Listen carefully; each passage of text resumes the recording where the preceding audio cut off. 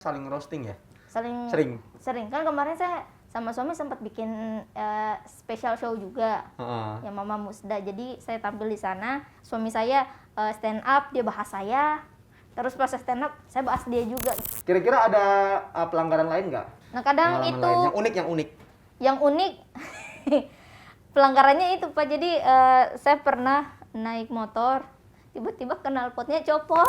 Sebelum lanjut, support terus channel ini dengan cara klik tombol like dan subscribe, dan jangan lupa nyalakan loncengnya ya, supaya kalian gak ketinggalan video seru lainnya.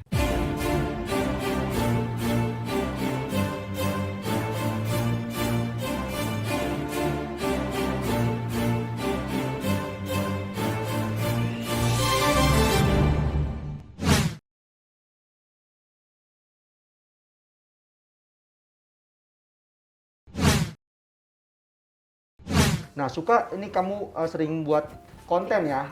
Konten apa di sosmed lah ya? Di TikTok. Nah, bahkan dia banyak dikasih juga support sama followers kamu nih.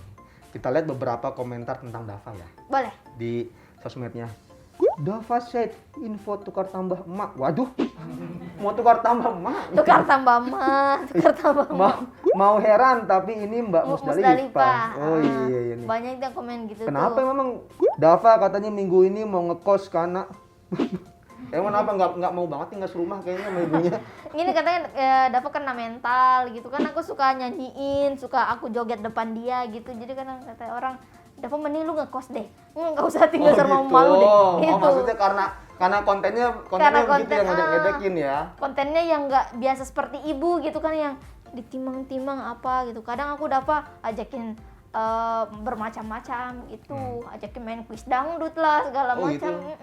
Jadi kadang main futsal main futsal, bapaknya mancing. Oh gitu, beneran. Karena aku suruh dia udah hafal aljabar si Dava tuh. Jadi benar-benar yang di luar kemampuan bayi Dava bisa ngelakuin. Kita gitu. Beneran itu? Enggak dong. Percaya lagi. Oh enggak lah ya. Percaya lagi. Gue bingung dong, gila. Bingung dong Oh, bayi 9 bulan, 11 bulan ya? 11 bulan sudah bisa. Wah, hebat sekali itu. Tidak dong. Nah, ini kan Mbak Ipa juga suka nyanyiin Dava ya. Coba dong sedikit contohnya nyanyiin Dava tuh kayak gimana? Oh, yang nyanyiin Dava. Nih, nyanyiin ini makhluk astral yang di belakang ini. Coba. Aneh banget kalau ada Davanya. Astral. Itu yang kan kemarin yang viral yang linting daun itu. Apa? Ya, yang linting daun. Linting daun. Ih, polisi lagi ya. Ayo. Ya, Pak. Mau gerobak, Pak. Silakan, Pak. Masuk, Pak. Oh, enggak. Jadi ada lagu yang saya tahu yang dari Bondan itu, iya. ada lagu yang linting dan sentik tangan gitu. Jadi kemarin tuh viral karena ada Dinda Hau lagi nyanyiin anaknya yang Syaka anak ayah bunda. Oh iya tahu. Itu kan manis banget.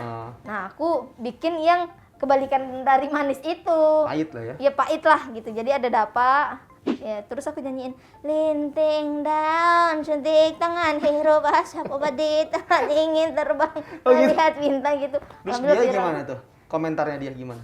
Dava bengong aja ngapain sama gua gitu. Belum bisa berkomentar juga ya. Coba kalau bisa berkomentar mungkin dia akan teriak-teriak. Iya, akan teriak-teriak. Oh, tidak berisik kamu.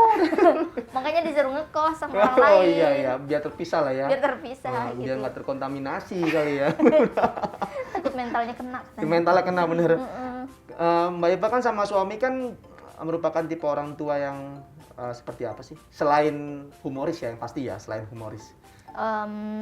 Tipe kalau orang tua yang humoris, selain humoris apalagi ya? Yang baik kali ya? Ya maksudnya harapannya tuh apa gitu di depan Dava. Oh kalau aku sih lumayan tegas kalau ke anak tuh. Ya. Kalau misalnya si ayahnya justru kebalik, dia tuh anaknya orangnya penyayang banget sama Dava. Jadi Dava gitu? tuh biasa dimanjain apa segala macam, boleh gitu. Kalau aku nggak boleh gitu. Oh kalau saya kebalikannya. Oh kebalikannya. Kalau saya ibunya yang dimanja-manjain. Dimanja-manjain. Iya biasa kan memang kan kayaknya udah selayaknya begitu lah ya seorang ibu kan. apa ya dikasih ini apa aja dikasih. Ya maksudnya merengek dikit dikasih, merengek dikit sih kaki. Terus kalau saya ya tipe bapak yang cuek, misalnya cuek dalam arti wah anaknya itu jok jatuh, wah itu anaknya nangis didiemin aja bukan digendong. Nggak apa-apa, biar dia tahu itu kan jatuh bangunnya kehidupan. Iya, jadi ceramah. Dia penceramah. Jadi ceramah depan istri. Anaknya makan garam biar dia tahu asinnya kehidupan. Asinnya kehidupan. Juga jatuh, wah nggak apa-apa. Ayo bangun nak, bisa lah kamu. Ayo 1, 2, 3. Udah memang dilatih untuk ya. Mental polisi ya. Iya, karena saya harus tegas. Harus tegas. Didik anak tuh harus kuat, apalagi cowok kan. Iya, betul. Cowok juga sama-sama cowok, anak saya juga cowok. Anak cowok. Cuma memang suami saya tuh dia jiwa keibuannya tuh justru melebihi saya gitu. Jiwa keibuannya tuh kayak aduh jadi istri tuh harus begini-begini gitu. Justru jiwa suami saya justru ada di saya gitu. Kebalik lah ya. Kebalik. Nah, terus kira-kira suka dapat masukan dari orang tua suami nggak atau mertua tentang mengurus anak? Sering, untuk kayak misalnya cara cara bikin empasi segala macam, terus cara kayak susu tuh kalau misalnya dibuat tuh takarannya seperti ini segala macam gitu, sama yang rawat anak gimana. Memang suka atau tidak suka mereka orang tua lah ya. Yang sudah pernah duluan gitu kan mengurus anak. Cuman saya kadang bilang gini sama ibu saya kan, atau lebih tepatnya lebih sering ke ibu saya sih kan, lebih enak ngomongnya. Tapi emang didikan dulu sama didikan sekarang beda ibu. Gitu. Kalau seandainya kami sebagai orang tua sekarang menyamakan didikan ibu yang mendidik saya ya, diteruskan ke anak saya yang nggak bakal ini. Karena memang udah beda gayanya. Iya, zamannya sudah beda. Cuman masukan itu kita terima, terus lebih kita olah lagi gitu kan, sebagaimana menyesuaikan zaman aja sih, Nggak usah langsung, itu salah, ini salah. Ya, takutnya malah benar-benar ditelen-telen banget kan gitu. Benar ditelen-telen banget. Jadi, tapi sering nggak bilang suami, kamu juga suka stand up juga gitu di depan suami. Komut ya namanya, komut tadi ya? Iya. Sering karena memang kan depan suami ya? Suami kan stand up komedian. Justru suamiku itu lebih pintar untuk nyeletuk itu, dia cepet tuh suami saya tuh. Jadi kalau misalnya saya udah nggak tahu nih mau ngomong apa, punchline-nya apa, diceletukin sama suamiku. Ini lucu, oh iya itu lucu gitu. Oh gitu. Tapi sering itu juga saling roasting ya? Sering. Kan kemarin saya sama suami sempat bikin special show juga, yang Mama Musda. Jadi saya tampil di sana, suami saya jadi openernya, jadi pembukanya. Jadi suami saya stand up, dia bahas saya, terus pas stand up saya bahas dia juga gitu. Jadi kayak buka-bukaan ini ya, bukan keluarga ya. Bukan keluarga ya, Bang. Masalah aib ya, itu aib juga jadi buka-buka juga ya. Rumah tangga kita ada di situ semuanya. Aduh, seru juga sih ya kalau punya pasang hidup yang satu aliran gitu kan. Satu aliran. Satu pemikiran gitu, sama-sama stand up komedi. Saya juga baru tahu ya, suami juga stand up komedi ya. Stand up komedian. Dia tuh kenal saya gara-gara nonton YouTube. Jadi saya diundang di YouTube-nya orang, waktu itu digibah. Nah dia penonton YouTube itu. Nah di episode saya, waktu itu lucu. Di-follow lah Instagram saya kan. Oh, berarti fansnya kali dulu ya? Iya, fansnya lah bisa dibilang. Udah deh, DM-DM di Instagram. Jadi ya nikah. Oh gitu ya? Sesimpel itu. Sesimpel itu ya? Enak banget jodoh Tuhan ya? Iya nggak tahu jodoh itu tiba-tiba ada Citerep aja padahal seorang Pinrang. Nah tapi kira-kira harapannya Dava tuh mau Mbak Ipah mau dijadikan apa sih? Apa mau jadi ikut stand up comedy juga atau harus jadi apa harusnya meneruskan gitu? Justru banyak yang bilang, banyak yang tanya Dava mau jadi stand up comedian juga nggak nanti? Tuh. Kalau menurutku nggak usah gitu, karena stand up comedy kalau mau jadi stand up comedy nggak apa-apa, tapi jangan dijadiin pekerjaan. Jadiin hobi aja. Karena kita tahu stand up comedy itu jobnya agak jarang. Kan apalagi kan banyak saingan. Ada satu yang lucu itu aja, kita yang di belakang-belakang kagak ada nih panggilan buat gua nih gitu kan. Jadi kita udah tahu pahit-pahitnya stand up comedy. Tapi namanya kerja mah pasti selalu ada saingan kan? Pasti ada selalu saingan. Iyalah. Tapi menurut aku yang menetap aja pekerjaannya, karena kamu laki-laki pasti nanti akan menikah. Bener. Jadi biar keuangan kamu tuh bisa stabil gitu, ya, stabil maksudnya terus gitu. jangan dijadikan pekerjaan utama gitu lah. Gitu. Sambilan ya boleh. Sambilan boleh. Sekalian biar nggak stres lah. hobi gitu kan. Oh, bener sih boleh juga. Oh, memang lagi ini pengen dia jadi dokter. Dokter. Iya. Ibu-ibu zaman dulu banget ya. Iya sih. Anaknya jadi dokter ya, jadi dokter. Dokter gitu. tapi konten creator juga. Jadi nanti ada pasien diajakin itu ngonten gitu-gitu. Gitu, ya. Lagi operasi. Banyak maunya juga ya. Pokoknya Banyak sih harapannya. harapannya yang terbaik lah buat si Dapa. Nah, oke deh. Kalau gitu habis ini kita main game lagi. Main game lagi. Games lagi. Jadi ini Mbak Ipa nih ngambil waduh, tumpah. Nah, udah kayak Tarik piring, pelayan nasi Padang. Nasi Padang. Tarik piring. Nanti Mbak Ipa ngambil kertas di sini. Nanti tinggal di sini buka sini ada TV 21 inch. Bukan ya. Oh, bukan ini bukan door prize ya. Oh, bukan door prize ya, bukan. Tapi kalau Mio ada boleh Mio. Kalau door prize juga saya juga mau ini ngambil ini dari 4. Nanti dibaca terus ceritakan kira-kira pengalaman tentang pernah atau enggak gitu kali ya? Iya, pernah atau enggak, terus pengalaman seperti apa. Lalu saya kocok dulu ya. Pesan cuma 4 doang, ngapain ini kocok? Boleh. Ambil.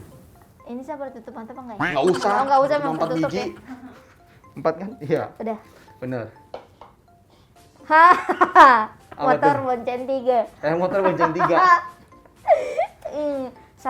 Ini pengalaman saya. Pengalamannya gimana itu? Pengalamannya Coba saya ingin dengar ini pengakuan Jadi ini dulu sebelum pelanggar ya. stand up comedian banyak yang julukin cabe-cabean lah gitu ya. Dulu mah karena memang satu motor saya itu kadang bonceng 4. Bonceng 4 jadi ada satu di bawah. Maaf ya Pak ya. Di rantai gitu ya. Iya, tapi saya udah sering ditangkap polisi sih, ditilang polisi. Ditilang. Itu teman saya ada yang kan kalau motor misalnya motor Matic gitu ya, kan ada di bawah. Ada di bawahnya gitu untuk kaki. Oh, nah, iya. teman saya satu di situ, satu yang bawa, 2 di belakang gitu. Dua Jadi di belakang? kadang kita pulang sekolah, kita mau makan di mana, mau main di alun-alun gitu. Berarti bener ya berempat ya? Berempat. Bisa itu bawa motornya? Bisa, saya. Wah, itu bahaya sekali. Anda berbahaya sekali. Ini kayak acara pengakuan dosa ya. Di kantor polisi Anda ngaku dosa itu kan. Berarti Depan polisi lagi biasa ditilang. pengakuan Ya. dosa banget ya. Padahal itu kan jelas-jelas banget membahayakan kayak tadi kan. Membahayakan. Susah tuh kan pasti kalau Susah taruh itu bawah sini. belok-beloknya. Ya, iya. Karena memang itu juga sudah tertuang di aturan nomor 22 tahun 2009 tentang lalu lintas dan juga angkutan jalan. Pasalnya pasal 292 yang bunyinya kayak begini nih. Setiap orang yang mengemudikan sepeda motor tanpa kereta samping yang mengangkut penumpang lebih dari 1 orang sebagaimana dimaksud dalam pasal 106 ayat 9 akan dipidana dengan pidana kurungan paling lama 1 bulan atau denda paling banyak 250.000. Oh. Iya. Untung Jadi saya memang udah motor mobil. itu ya peruntukannya cuma 1.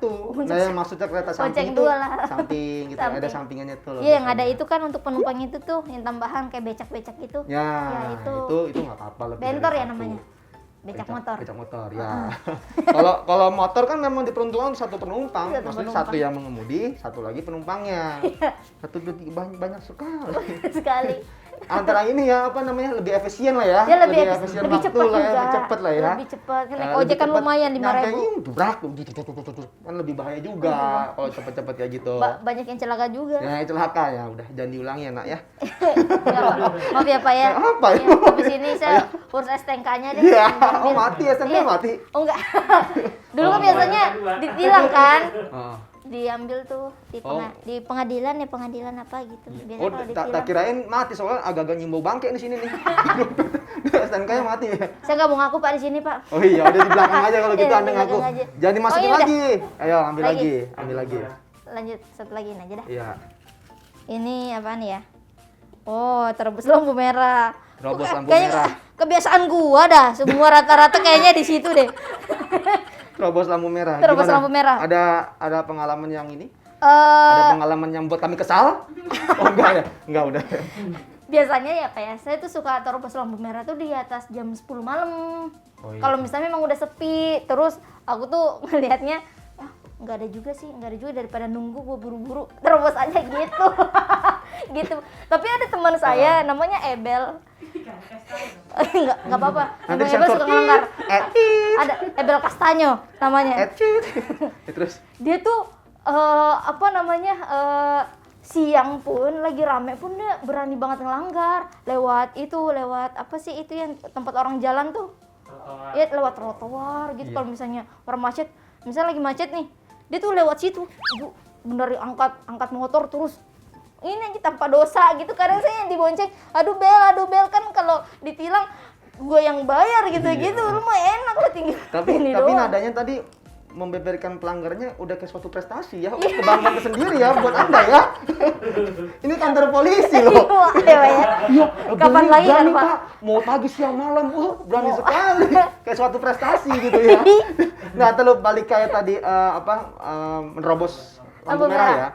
Kira-kira kan yang dipikirin Mbak Ipa tuh, udah sepi ini. Iya, gitu udah kan. sepi ini. Kira-kira pengendara lain berpikir demikian nggak? Mungkin ya kalau dia buru-buru terus kayak aduh lama banget nih udah mana 60 detik kan biasa ada angka 40 gitu-gitu lah terobos aja gitu. 3 2 1 balik lagi 60 69. Enggak berhenti ya. Nih, Pak. Nah, tapi pemikirannya kira-kira pengendara lain sama nggak kayak Mbak Ipa? Kayaknya sama deh. Saya rasa sih sama. Coba kalau dari pengendara nih si Mbak Ipa nih. Wah, ini mau sepi ini. Dari sana juga sepi ini. Ciar, ya kan? Tiba-tiba ada aja. Ada aja kan. Berbahaya sekali itu Mbak. Kalau sama-sama berpikir sepi kan. Iya. Makanya saya juga pun kalau saya pribadi, ini bener saya. Saya kalau malam udah mending berhenti. Karena saya pikir yang tadi itu itu bener-bener kejadian ya. Pernah memang itu teman saya, yaitu mikirnya T3 udah 3 2 1 bunyi ngebut kan. Malah dia makin ngebut nih. Udah merah cet. Yang sebelah kiri asal robos dar langsung teman saya. Iya. Itu sampai dia tuh di gips ya patah tulang. Iya, patah tulang. Sampai hampir 2 tahun. Dan dia hobinya main futsal, coba bayangin teman Jadi saya. beneran sakitnya double ya. Iya. Kita nggak bisa ngelakuin hobi Jadi kita kalau juga. terkait lampu merah juga ya Mbak ya, yang tadi pengalaman teman saya juga bilang sama teman saya, di setiap lampu merah misal dari sudut sini misalnya, dari sudut A gitu kan, 3, 2, 1 merah, yang dari sudut kiri, yang dari sudut B, itu nggak langsung hijau Mbak. Oh jadi memang dia kasih jeda dulu memang, biasanya sih 2 second 3 second lah, baru lampu hijau, kuning hijau gitu. Jadi memang sama-sama salah ini yang tadi kasus teman saya ini. Karena yang ini belum selesai. Sebelah kiri dia tahu yang sebelah teman saya ini lewat ini sudah merah. Udah mau merah. Padahal di sini belum lampu hijau.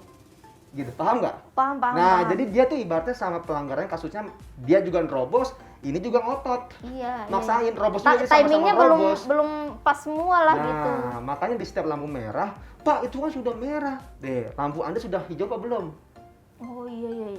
Karena situ pasti ada perbedaan berapa second, 2 second sampai 3 second lah.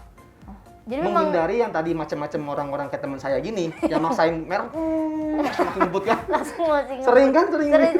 Nah, begitu Mbak. Ini buat pengalaman sharing dan memang terobos lampu merah ini sesuai aturannya sama ya kayak tadi ya. Nomor 22 tahun 2009 tentang lalu lintas dan juga angkutan jalan, tepatnya pasal 287 ayat 2, pengendara yang melanggar lampu lalu lintas akan menghadapi hukuman pidana kurungan paling lama 2 bulan. Wah, lebih lama nih. Lebih lama nih. Dan denda paling banyak 500.000. Oh, 500.000 paling banyak. Ya. Apalagi sekarang kan sudah ada etle nih. Ya kan, kamera-kamera etle di mana-mana. Oh, yang suka ngedip-ngedip itu ya, yang di tol-tol itu juga atau enggak di jalan jangan malam lagi nih maju. Jangan. Tapi kalau saya di foto tuh kadang sesenyum begitu kayak sering-sering itu ya pengalaman ya. Pengalaman. Nah, kira-kira ada pelanggaran lain nggak? Pengalaman dari Mbak Ipa atau teman, mungkin kayak tadi kan ini pelanggaran teman saya ini.